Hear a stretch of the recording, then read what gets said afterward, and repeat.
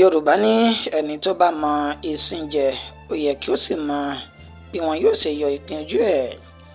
Àìmọ̀ ìpín ojú rẹ̀ yọ báyìí òun náà ni ó ṣe àkóbá fún Abbas tó fi rí ẹ̀wọ̀n he. Ilé-ẹjọ́ májísírèètì èyí tó fìkàlẹ̀ sí Adó-Èkìtì ní ìpínlẹ̀ Adó ni ó ti ṣe bẹ́ẹ̀ ju arákùnrin kan tí wọ́n pe orúkọ rẹ̀ ní Saidu Abbas sí ẹ̀wọ̀n oṣù márùnléní-ogójì gbáko lórí ẹ̀sùn wípé ó já ilé kan ní olè ọ̀nà torí ẹ̀ wọ́n lẹ́wọ̀n sí. Arákùnrin tí orúkọ rẹ̀ ń jẹ́ Saidu Abbas ó ní ilé-ẹjọ́ fẹ̀sùn kàn wípé ó já olè náà ní ọjọ́ karùndínlógún oṣù karùn-ún ní nǹkan bíi dédé agogo 5 ìrọ̀lẹ́. Ó ní ó já olè náà tí ẹni tó jẹ́ adájọ́ nílé-ẹjọ́ májísírèètì ọ̀hún ìyún Ọlátọ̀míwá Dáramọ́lá sì dájọ́ wípé kí wọ́n lọ́ọ́ fi sẹ́wọ̀n oṣù 45 gbáko pẹ̀lú iṣẹ́ àṣekára náà.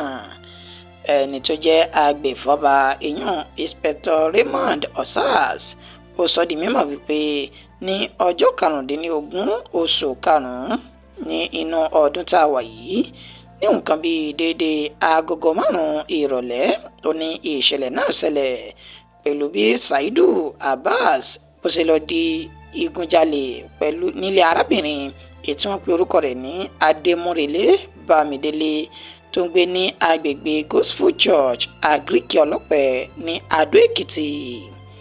Wọ́n fi ẹ̀sùn náà kàn án tí ọ̀daràn náà sì sọ wípé òun gbà wípé òun jẹ̀bi ẹ̀sùn tí wọ́n fi kàn án, èyí tó mú kí adájọ́ Ọlátọ̀míwá Dáramọ́lá sọ wípé kí ó lọ́ọ́ fi ẹ̀wọ̀n oṣù 45 gbáko kó lọ́ọ́ fi gbára.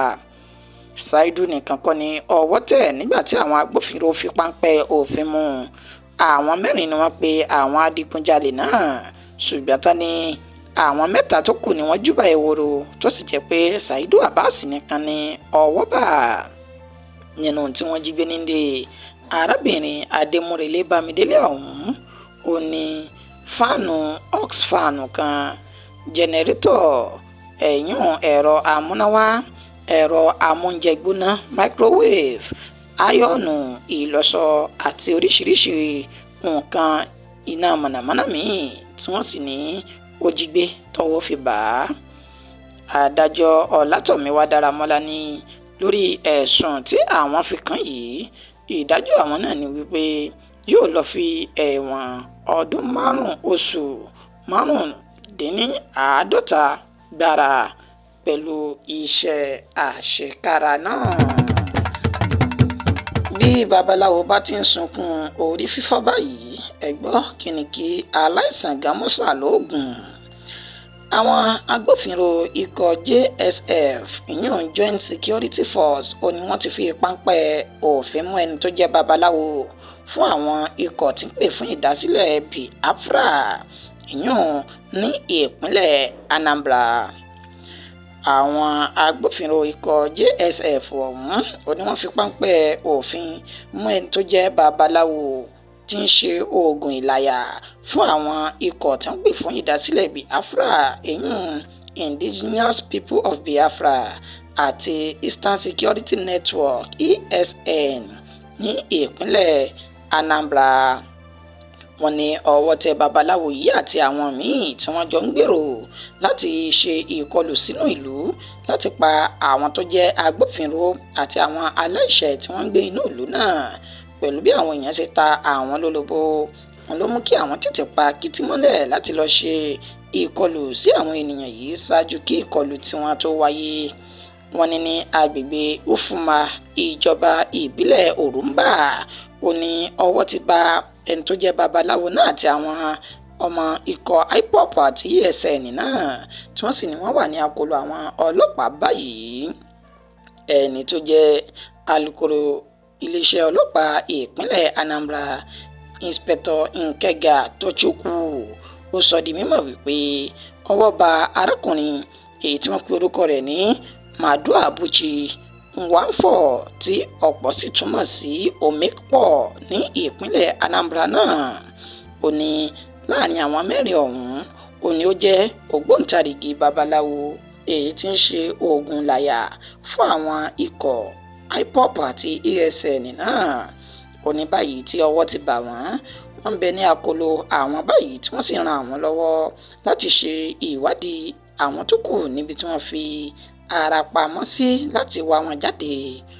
Kò ṣàìsọ di mímọ̀ wípé babaláwo ọ̀hún ó ní wọ́n máa ń lo ojúbọ rẹ̀ láti fi wu ìwà burúkú tí wọ́n sì tún fi máa ń ṣe ìpàdé lórí ibi yòówù tó kù tí wọ́n bá fẹ́ gbé iṣẹ́ burúkú wọn ọ̀hún gbà.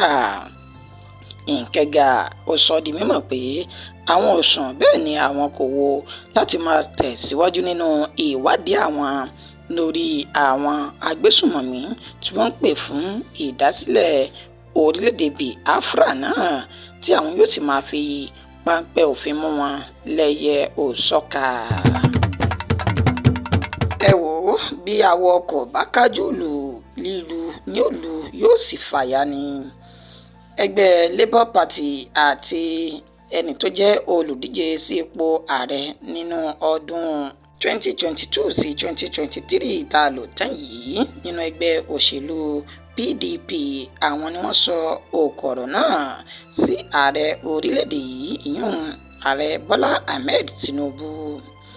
Ẹgbẹ́ òṣèlú Labour Party látẹnu ẹni tó jẹ́ akọ̀wé ẹgbẹ́ ọ̀hún jákèjádò Nàìjíríà yìí ìyún Obiara Ifor òun ló sọ èyí di mímọ̀ nígbà tó ń fi èsì sí ọ̀rọ̀ tí ààrẹ Bọ́lá Ahmed Tinubu sọ ní ìpínlẹ̀ Èkó ní ọjọ́ ajé Monday tá a ń lò tán yìí, níbi tí ààrẹ ti sọ wípé ẹ̀yẹ pọ́n jẹ̀bẹ̀ lẹ́kìsà orílẹ̀-èdè Nàìjíríà nìkan kọ́ ní kojú ìṣòro àìríjẹ àti àìrímu. Èyí ló wá fà á tí ẹgbẹ́ òṣèlú Labour Party náà fi wá fi èsì padà sí ààrẹ Bọ́lá Ahmed Tinubu wípé ọ̀rọ̀kọ̀rọ̀ oníjáde lẹ́nu ààrẹ pẹ̀lú bó ti já sí wípé ní tí àwọn ọmọ orílẹ̀-èdè Nàìjíríà ti torí rẹ̀ dìbò fún òun náà ní láti mú kí ìdàgbàsókè bá ètò ọrọ̀ ajé orílẹ̀-èdè Nàìjíríà. Ṣùgbọ́n ó jẹ́ nǹkan tó kàn àwọn léegun tó sì jẹ́ ìyàlẹ́nu fún àwọn pẹ̀lú bí ààrẹ ṣe sọ wípé ọ̀rọ̀ orílẹ̀-èdè Nàìjíríà yìí kọjá ohun tí àwọn ènìyàn fi ojú wò. Ó ní bí awọ kò bá kájú lù níṣe ni yóò yá kí ààrẹ tí ò bá lè ṣe ojúṣe rẹ̀ gẹ́gẹ́ bí ó ṣe tó àti bó ṣe yẹ kò sì tún wá ní dáa kí wọ́n máa fi orílẹ̀-èdè Nàìjíríà ṣe yẹ̀yẹ́ pẹ̀lú bí ètò ọrọ̀ ajé wa báyìí bó ṣe dẹnu kọlẹ̀. Ó sọ di mímọ̀ wípé ìgbésẹ̀ tí ààrẹ Bọ́lá Ahmed Tinubu ń gbé ó ní ó ń fa ọkọ̀ orílẹ̀-èdè Nàìjíríà lọ sẹ́yìn. Ó ní irọ́ pátápátá ó ti pọ̀jù nínú ìṣèjọba rẹ̀ tí kò sì sí àkóyawọ́ kankan. Bákan náà nínú ọ̀rọ̀ tí ẹni tó jẹ́ olùdíje sí ipò ààrẹ nínú ẹgbẹ́ òṣèlú PDP tó tún ti fi ìgbà kan jẹ́ igbákejì ààrẹ nílẹ̀ yìí rí ìyún Alhaji Atiku Abubakar nínú ọ̀rọ̀ tó sọ látẹnu ẹni tó jẹ́ olùdámọ̀ràn rẹ̀ pàtàkì ìyún tó sọ di mímọ̀ ìyún Paul Ibe. Ó ní ìyìn tí ààrẹ Bọ́lá Ahmed Tinubu ń ṣe níjọba yìí níṣe ni kò yí òun gan fúnra rẹ̀. Ó ní kò sí àkóyawọ́ bẹ́ẹ̀ ni kò sí òdodo nínú ọ̀rọ̀ ààrẹ Bọ́lá Ahmed Tinubu èyí tó ń fa àkóbá tó péye fún àwọn ọmọ orílẹ̀-èdè Nàìjíríà. Ó ní irọ́ ti pọ̀jù nínú ètò ìṣèjọba pẹ̀lú bó ṣe ṣe lálàyé wípé ẹni tó jẹ́ mínísítà fún ètò ìṣúná nílẹ̀ yìí ní ọdún tó lọ ni ó sọ wípé àwọn ti san owó tó jẹ́ 3.6 trillion gẹ́gẹ́ bí owó ẹ̀kúnwọ́ ìrànwọ́ epo bẹntiró. Ṣùgbọ́n tó ní ààrẹ Bọ́lá Ahmed Tinubu ń parọ́ wípé àwọn ti yọ owó ìrànwọ́ epo náà kúrò tó sì já sí pé lẹ́yìn tó sọ̀rọ̀ yìí ó ní wọ́n san owó tùlùtùlù tó jẹ́ 3.6 trillion naira gẹ́gẹ́ bí ẹ̀kún owó bẹntiró ọ̀hún. Ó ní nínú ọdún yìí báyìí wọ́n tún ti ń gbèrò láti san owó tó jẹ́ 5.4 trillion naira gẹ́gẹ́ bí ẹ̀kúnwọ́ owó epo bẹntiró náà. Owó ìrànwọ́ epo bẹntiró ọ̀hún ó ní ìṣèjọba ààrẹ Bọ́lá Ahmed Tinubu ló fi ọmọ orílẹ̀-èdè Nàìjíríà sínú òkùnkùn gbárígbárí ṣùgbọ́n tí wọ́n sì ń pa irọ́ lẹ́yìn tí wọ́n fi ń kówó orílẹ̀-èdè Nàìjíríà lọ sí ọ̀nà ibòmíì. Wọ́n ní nǹkan ìdójútì ní gbáà fún ààrẹ Bọ́lá Ahmed Tinubu pẹ̀lú ọ̀rọ̀ tó sọ wípé orílẹ̀-èdè Nàìjíríà nìkan kọ́ ló ń dojú ìṣòro àìríná àti àìríjẹ. Wọ́n ní epo ni mo rù, oníyanjú ẹ má bà tèmi jẹ́, bẹ́ẹ̀ ni aṣọ àlà ni mo wọ̀, ẹ má da epo sí i. Níṣe ni wọ́n ti fi ọ̀bẹ gbẹ̀mí arákùnrin kan èyí tí ó porúkọ rẹ̀ ní Yusuf Akadogo látàrí wípé ó lọ dá sí ìjà èyí tí kò kàn láti la ìjà náà. Ẹni tó jẹ́ alukoro iléeṣẹ́ ọlọ́pàá ìpínlẹ̀ Èkó èyàn Benjamin Hundeyin ó ṣe ní àlàyé lánàá òde yìí nínú ọ̀rọ̀ tó fi léde. Ó ní ọjọ́bọ̀ tọ́sídẹ̀ẹ́ tí ń ṣe ọjọ́ 13 nínú oṣù kẹfà ní agbègbè Ìdí Àràbà nípínlẹ̀ Èkó.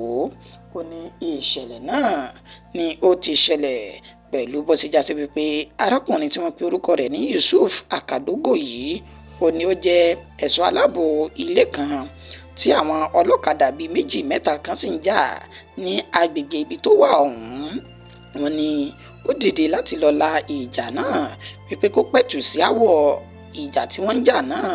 Wọ́n ní ó sì mú kí ọlọ́kadà kan tí inú bí tó sì fi ọ̀bẹ gún Yusuf Akadogo náà ní ikùn. Ní kété tó hu ìwà burúkú yìí ni wọ́n sọ wípé ó ti júbà ìhòòrò tó ti sá lọ tó sì fẹsẹ̀ fẹ́. Wọ́n gbìyànjú láti gbé Yusuf ọ̀hún lọ sí ilé ìwòsàn èyí tí wọ́n pe orúkọ rẹ̀ ní Lagos University Teaching Hospital LUTH tó wà ní Ìdí Àràbà. Ṣùgbọ́n wọ́n ní lásìkò tí wọ́n ń tọ́jú Yusuf náà lọ́wọ́ ó ní ẹ̀pà kò bóró tẹ́lẹ̀rú sì sungi tí ọmọkùnrin ṣe bẹ́ẹ̀ tó fi ilẹ̀ pa bóra. Wọ́n ní wọ́n ti ń ṣe ìwádìí ọlọ́kadà tó gún ní ọ̀bẹ ọ̀hún èyí tó gba ẹ̀mí lẹ́nu rẹ̀. Ṣùgbọ́n lásìkò tí a fi ń kó ìròyìn jọ níṣe ni wọn kò tí ì mọ ibi tí ó farasin sí báyìí tí wọ́n sì sọ wípé ìwádìí àwọn ó ń tẹ̀síwájú láti ṣe àwárí arákùnrin náà. Ìròyìn wa kò ní jù báyìí lọ fún ti òwúrọ̀ yìí. Ẹ tún pàdé wa nígbà tá a tún máa mú ìròyìn míì wá fún wa. Ẹni tó kójọ tó tún kà sí ti ìgbọ̀yìn náà ni Àyànfẹ́ Elédùmarè. Ẹ má gbàgbé pé ìpolówó ọjà òun làgùn mọ́ òwò. Ẹ sì bá wa subscribe sórí ìkànnì yìí kẹ́ lè máa rí wa gbọ́, kẹ́ sì lè máa rí wa wò lóòrèkóòrè lórí ìkànnì àrólé bàbá 1010 TV 2 tá a wà yìí. Ẹ ṣé, ẹ kú àdúrótì gbogbo ìgbà.